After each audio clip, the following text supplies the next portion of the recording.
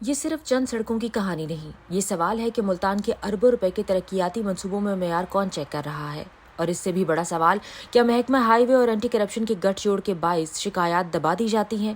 کیونکہ معاملہ صرف شکایت درج ہونے تک محدود نہیں۔ ذرائع کا دعویٰ ہے کہ ہائی وے ملتان کے افسران کے خلاف آنے والی درخواستوں پر کارروائی کے بجائے انہیں مہارت سے فائلوں کے ایسے ڈھیر میں رکھ دیا جاتا ہے جہاں سے پھر کوئی آواز، کوئی اطلاع باہر نہیں آتی، یعنی کولڈ سٹوریج۔ ایسی ہی ایک درخواست عبدالغفار نامی شہری کی جانب سے اینٹی کرپشن ملتان کے پاس جمع کرائی گئی تھی، جس میں افسران کے نام ہیں، منصوبوں کی تفصیلات ہیں، کروڑوں روپے کی ادائیگیوں کا ذکر ہے اور سب سے اہم ناقص مٹیریل، ناقص روڈ ورک اور کمپیکشن سمیت کئی تکنیکی اعتراضات اٹھائے گئے ہیں۔ اور اس کہانی کا مرکزی اہم کردار ہے غلام نبی رحمانی۔ یہاں ٹائم لائن سمجھنا ضروری ہے۔ جب ان منصوبوں پر یہ اعتراضات اٹھائے گئے اس وقت غلام نبی رحمانی ایگزیکٹو انجینئر تھا، آج وہ سپرنٹینڈنگ انجینئر ہے، یعنی عہدہ بدل گیا، مگر پرانے سوالات کا جواب کیا ملتا؟ اب تو اور بڑے بڑے سوالات وہاڑی روڈ، ملتان ایونیو، سہو چوک سے ہیڈ محمد والا تک کے منصوبوں کی شکل میں کھڑے ہو چکے ہیں، جن کے حوالے سے اہم اور سنسنی خیز رپورٹس بہت جلد بیٹھک نیوز پر نشر کی جائیں گی۔ واضح رہے کہ بیٹھک نیوز جب سرکاری افسران کی مبینہ کرپشن، بے ضابطگیوں اور نااہلیوں کی نشاندہی کرتا ہے تو بجائے معاملات میں بہتری لانے کے بیٹھک نیوز کی آواز کو دبانے کے ہتھ کنڈے شروع ہو جاتے ہیں۔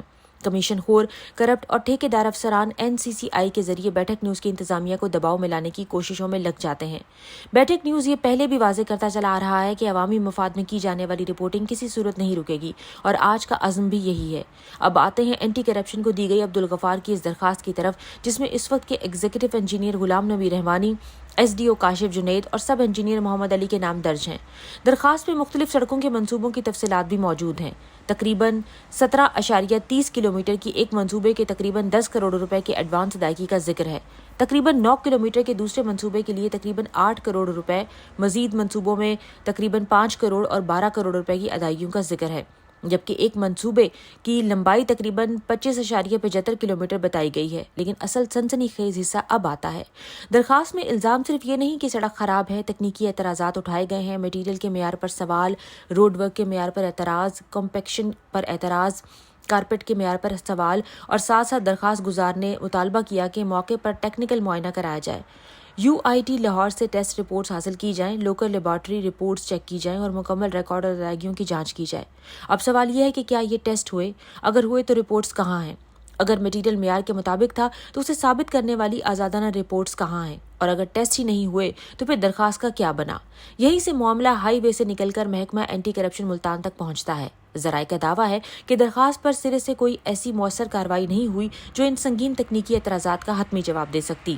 یعنی ایک طرف شکایت، دوسری طرف نامزد ملزم افسران، تیسری طرف کروڑوں کی ادائیگیاں اور چوتھی طرف تکنیکی خامیوں کے سوالات، مگر فائل کہاں ہے؟ تحقیقات کہاں ہیں؟ کارروائی کہاں ہے؟ ذرائع کے مطابق ڈائریکٹر اینٹی کرپشن ملتان بشارت نبی اور ان کی ٹیم نے فائل نہایت مہارت سے کولڈ سٹوریج منتقل کر دی ہے۔ اب سوال بنتا ہے، کیا یہ محض انتظامی غفلت یا ورک لوڈ کا نتیجہ ہے، یا پھر محکمہ ہائی وے اور اینٹی کرپشن کے گٹھ جوڑ نے معاملے کو ٹھنڈا ٹھار کر دیا ہے؟ کیونکہ آج غلام نبی رحمانی ایگزیکٹو انجینئر نہیں، سپرنٹینڈنگ انجینئر ہے، اور دوسری طرف ملتان میں اربوں روپے کے نئے ترقیاتی منصوبے جاری ہیں۔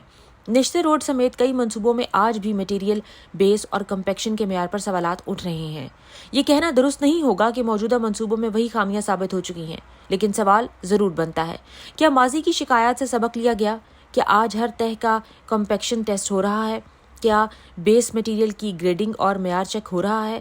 کیا کارپیٹ مٹیریل کی آزادانہ ٹیسٹنگ ہو رہی ہے؟ اور کیا ان تمام ٹیسٹ رپورٹس کو ریکارڈ کا حصہ بنایا جا رہا ہے؟ کیونکہ اگر یہ سب کچھ نہیں ہو رہا تو پھر ماضی کی وہی کہانی دوبارہ دہرائے جانے کا پورا امکان موجود ہے۔ اور ذرائع کے مطابق پہلے سے بھی کہیں بڑی وارداتیں وہاڑی روڈ، ملتان ایونیو اور سہو چوک سے ہیڈ محمد والا تک کے منصوبوں میں ڈالی جا چکی ہیں۔ اس لیے اب وزیر اعلیٰ پنجاب مریم نواز صاحبہ سے سیدھا سوال، ملتان کے لیے آپ کی حکومت اربوں روپے کے ترقیاتی منصوبے دے رہی ہے، عوام کے پیسے سے سڑکیں بن رہی ہیں، لیکن اگر ترقیاتی منصوبوں میں ناقص مٹیریل استعمال ہو، اگر ناقص کام کے باوجود ادائیگیاں ہوں، اور اگر شکایت کرنے کے بعد معاملہ کولڈ سٹوریج میں چلا جائے تو پھر حکومت کے اربوں روپے کی حفاظت کون کرے گا؟ اور اگر واقعی ہائی وے کے افسران اور اینٹی کرپشن کے حکام کے درمیان کوئی گٹھ جوڑ نہیں تو پھر یہ درخواست آج دوبارہ نکلوائیے، اس کا مکمل ریکارڈ سامنے لائیے، بتائیے کہ تحقیقات کہاں تک پہنچی، ٹیسٹ رپورٹس کہاں ہیں، ذمہ دار کون قرار پایا، اور اگر کسی کو ذمہ دار نہیں ٹھہرایا گیا تو کیوں؟ کیونکہ عوام کو صرف سڑک نہیں چاہیے، عوام کو یہ یقین بھی چاہیے کہ سڑک کے نیچے ان کا پیسہ دفن نہیں ہو رہا۔ اور اگر تحقیقات کے باوجود سب کچھ درست نکلا تو ہائی وے اور اینٹی کرپشن دونوں ریکارڈ سامنے لائیں۔ لیکن اگر شکایت واقعی دبا دی گئی، اگر فائل واقعی کولڈ سٹوریج میں ڈال دی گئی اور اگر اس کے بعد غلام نبی رحمانی جیسے افسران ترقی کرتے رہے تو پھر یہ صرف ایک درخواست کا معاملہ نہیں، یہ سوال ہے کہ ملتان میں کرپشن کے خلاف کارروائی کون کر رہا ہے۔ بشارت نبی کی بطور ڈائریکٹر اینٹی کرپشن ملتان کیا کارکردگی ہے؟ تمام بڑے بڑے کرپشن سکینڈلز کا انجام کیا ہوا؟ غلام نبی رحمانی اور محکمہ ہائی وے کے دیگر ملزم افسران کے خلاف تمام شکایت کا کیا بنا؟ ہم یہ واضح کرنا چاہتے ہیں کہ ہمارا مقصد کسی کو مجرم ثابت کرنا نہیں، اس لیے اگر متعلقہ افسران محکمہ ہائی وے اور اینٹی کرپشن اسٹیبلشمنٹ اپنا موقف دینا چاہیں تو اسے بھی نمایاں انداز میں بیٹھک نیوز پر نشر کیا جائے گا۔ آخر میں سوال پھر بھی اپنی جگہ موجود ہے، کیا ملتان میں اربوں روپے کی ترقیاتی منصوبوں کی مؤثر نگرانی اور کرپشن کے خلاف احتساب ہوگا یا پھر شکایات فائلوں میں دفن کر کے کولڈ سٹوریج میں ڈالی جاتی رہیں گی؟